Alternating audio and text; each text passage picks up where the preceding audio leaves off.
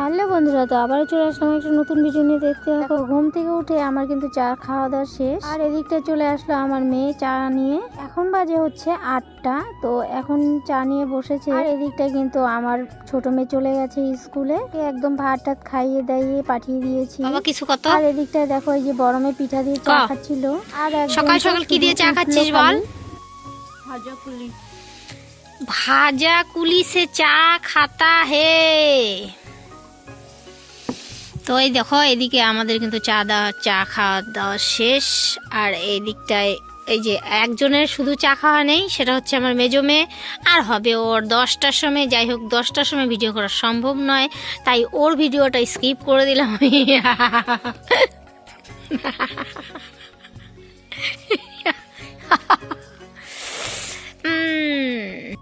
তো এখানে যে এই দেখো থাল, আমার মেয়ে হচ্ছে ভাত খাওয়া দাওয়া করে স্কুলে চলে গেল।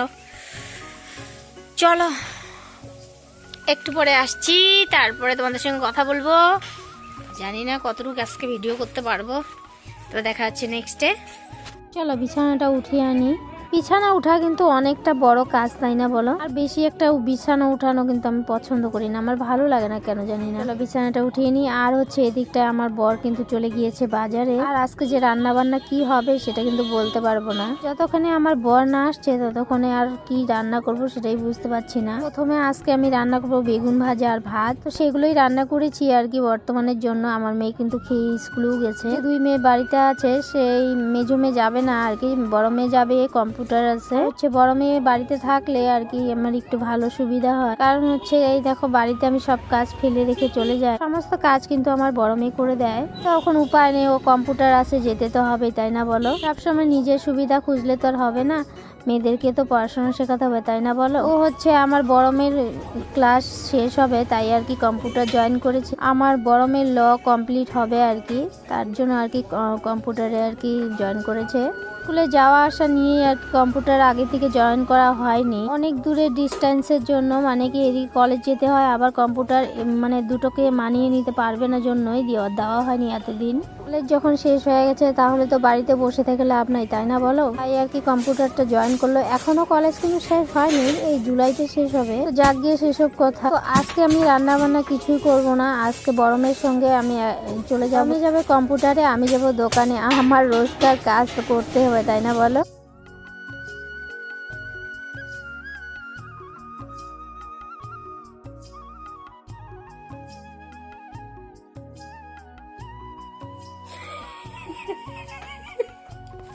ये देखिए क्या लग रहा है उसे, देखिए अब देखिए। ওমা দেখ, ভিডিও অন আছে, দেখ এই দেখ মা, ভিডিও অন আছে, দেখ এই যে ভিডিও অন।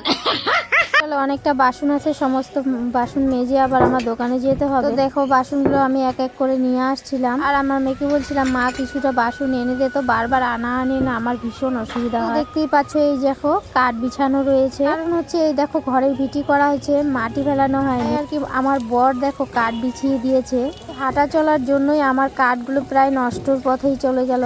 হচ্ছে জানো, এগুলো সেগুন কাঠ, খুব ভালো কাঠ, নতুন কাঠ এগুলা বানানো হয়েছে, মানে চিরাই করা হয়েছে। ওই যে আমাদের মাটি ফেলানো হয়নি জন্য আর কি কাঠগুলো বিছিয়ে দিয়েছে। আর কাঠগুলোর উপরে যা অত্যাচার হচ্ছে, জানি না কি কেমন থাকবে কাঠগুলো। আমাদের এসব নিজস্ব কাঠ দেখে মানে অতটা গায়ে লাগে না, এই কাঠগুলো কিনতে লাগতো তাহলে যে কি হতো, আমাদের প্রায় 3-4 লাখ টাকা লেগে যেত এই কাঠ কিনতে। ওই যে আমাদের আছে জন্যই আমাদের অতটা গায়ে লাগে না, তাই না? দেখো কাঠ দিয়ে কিন্তু সিঁড়ি বানিয়ে দিয়েছে, মানে সমস্ত কাঠের কাজ হয়েছে এখানে, কি শুধু বিছায় দিয়েছে আর কি। কোন টাইমে আমাদের ঘরে ভিটি করা হয়েছে তখন তো জল ছিল, মানে মাটি ফেলাতে পারিনি। কলে পারে যাওয়ার রাস্তাটা যে মানে যে করে হোক যেতে তো হবে, তাই না বলো? আর কি কাঠগুলোকে বিছিয়ে দিয়েছে। এখন এখানে আমার বরের দোষ দিয়ে তো লাভ নেই বলো। জায়গায় আর কি মাটি আমরা কেটে আনবো, জায়গাটাতেই জল ছিল আর কি, তখন মাটি কাটতে পারিনি।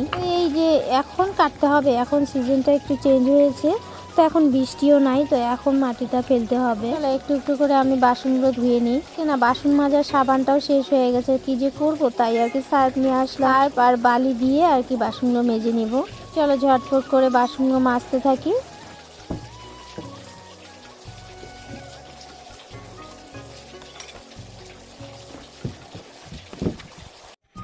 কি করতেছ করতেছো মাম্মি? এই যে মাছ রাখলাম দোকান থেকে এসে, ইলিশ মাছ পাতলা ঝোল, সর্ষে বাটা দিয়ে ইলিশের পাতলা ঝোল। আর এগুলো কার কার ভালো লাগে একটু কমেন্টে জানাবে।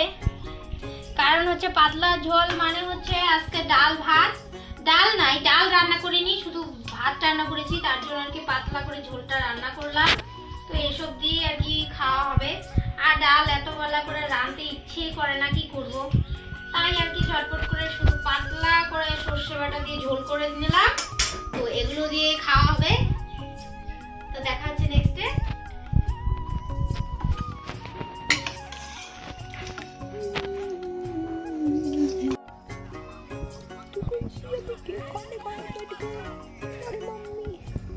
হ্যালো বন্ধুরা, দেখো আমার তো খাওয়া দাওয়া শেষ। এই দেখো আমার মেয়ে খেতে বসলো, এখানে আমার বর আর হচ্ছে মেয়ে, সবাই মিলে একসঙ্গে খাচ্ছি। আজকে হচ্ছে ইলিশ মাছ দিয়ে খাওয়া। হ্যালো বন্ধুরা, আজকের ভিডিওটা এতটুকুই। টাটা বাই, দেখা হচ্ছে নেক্সট একটা ভিডিওতে। তো ভালো লাগে লাইক কমেন্ট শেয়ার সাবস্ক্রাইব